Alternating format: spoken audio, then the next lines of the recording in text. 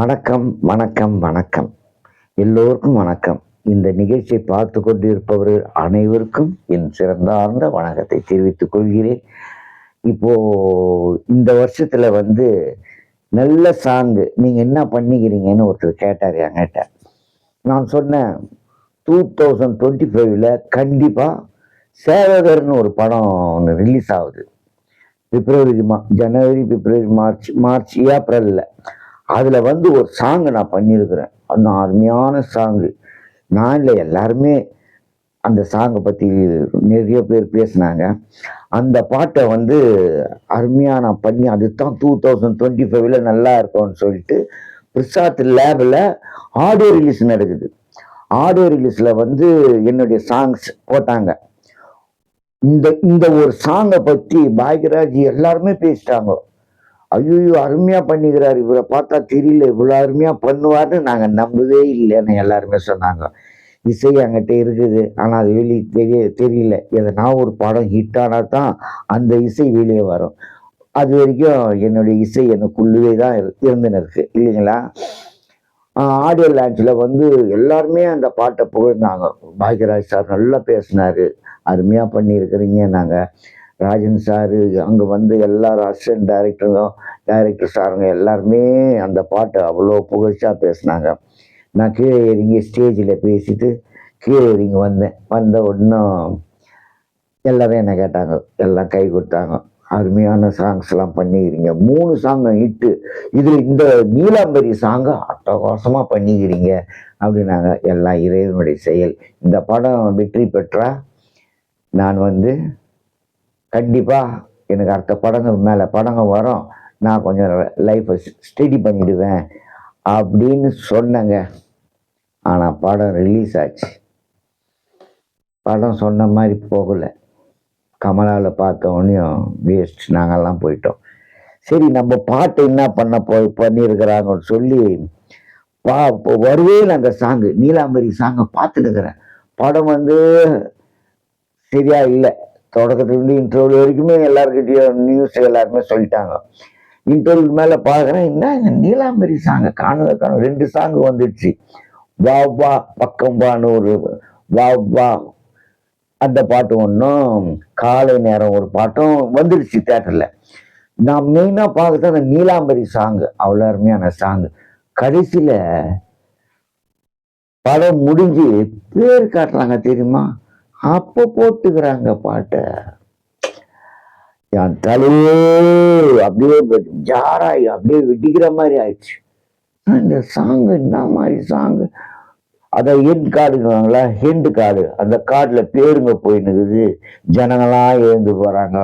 அப்போ இந்த பாட்டு ஓடினுக்குதுங்க, நீலாம்பரி.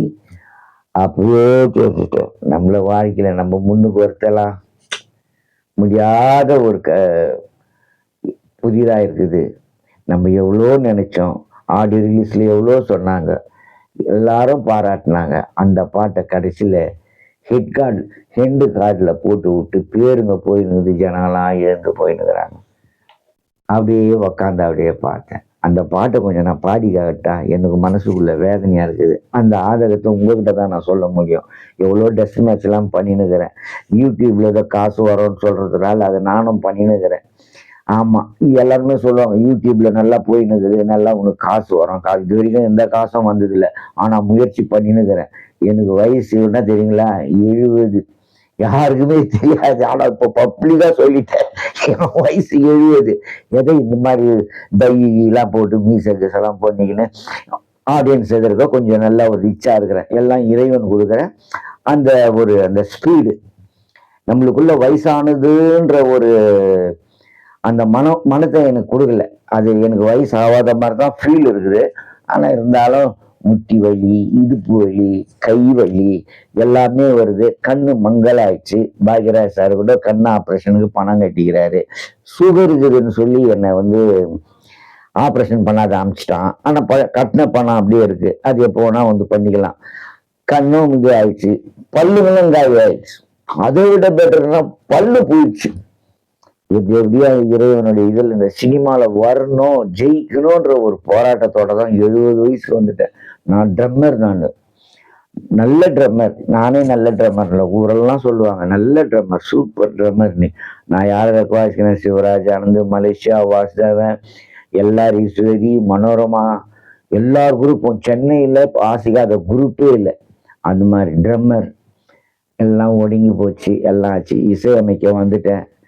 இப்போ ஒரு பூபதி கூட இறந்துட்டாரு. அவருடைய டெத்துக்கு தான் நான் இப்போ போயிட்டு வந்தேன். ஆமாம், மனோரமா டெத்துக்கும் நான் போயிட்டு வந்தேன். இப்போ பூபதி அவங்க பையன். ஏன்னா இருந்தாலும் நான் அந்த அவங்களோட நான் ஒரு ஒரு 30 வருஷம் ட்ராவலாக இருந்தேன். அங்கே போன உடனேயும் பூபதி ஒய்ஃப் வந்து மோகன் பார்த்தியா அண்ணன் அப்படியே கண் கலங்கிட்டேன். அவங்க குழந்தைங்களாம் அந்த பேரன் பேத்திங்கெல்லாம் பார்த்தேன். எல்லாரையும் நான் தூக்கி வச்சுவேன், தூக்கி விளையாடி நின்றுவேன். அதுங்கெல்லாம் பெருசு பெருசாகிட்டு எல்லாம் பிடிச்சி மாமா மாமா மாமா மாமான்னு. என்ன பண்ணுறது, அவர் டைம் முடிஞ்சு போச்சு. அங்கே இருந்துட்டு இறைவன்கிட்ட வேண்டிட்டு இப்போ வந்து இந்த பேட்டி கொடுக்குறேன். நான் இந்த பேட்டியில் என்னுடைய வேதனையும் கூட சொல்லிட்டேன். அதனால் இந்த பாட்டை மட்டும் கொஞ்சம் கேட்குறீங்களா?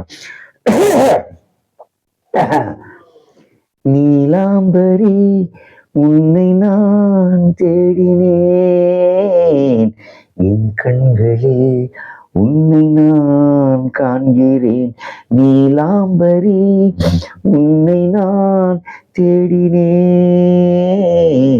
என் கண்களில் உன்னை நான் காண்கிறேன். நீலமேகம் வானில் தெரியும், வண்ண நிலவு கண்ணில் தெரியும், நீயோடு கலந்து மகிழ்ந்திடவா. நீலாம்பரி உன்னை நான் தேடினேன், என் கண்களில் உன்னை நான் காண்கிறேன். இந்த பாட்டு பிச்சு மியூசிக்கோட கேட்டிங்கன்னா நான் வேற ஒரு நல்ல லெவலில் இருக்குங்க.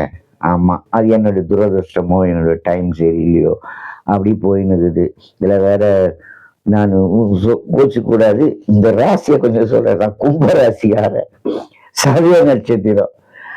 அதனால 5 years போயிடுச்சு. அப்போ அந்த 5 வருஷம் நான் எவ்வளோ கஷ்டப்பட்டிருப்பேன். 5 years போயிட்டு 10 குறைச்சல் 2.5 வருஷங்கிறது பாத சனின்ட்டான். அதனால எப்படியோ தடி கிடிக்கு பார்க்குறேன். எல்லாத்துக்கு மேலே ஒரு இறைவன் இருக்கிறார். எது நடந்தாலும் அவருக்கு தெரியாம நடக்க போவதில்லை. என்னங்க சொல்றீங்க? இறைவன் ஒருவனே உண்டு. அதனால இறைவனை நினைச்சு என் வாழ்க்கைய பயணத்தை நடத்தினுக்கிறேன். உங்களுடைய ஆதரவு கண்டிப்பா எனக்கு கிடைக்கும்ன்ற நம்பிக்கையோடு இந்த சேனல் மூலிமா உங்களை சந்திச்சேன். மிக்க நன்றி, மிக்க நன்றி. என் சிறந்தாழ்ந்த வணக்கத்தை தெரிவித்துக் கொள்கிறேன்.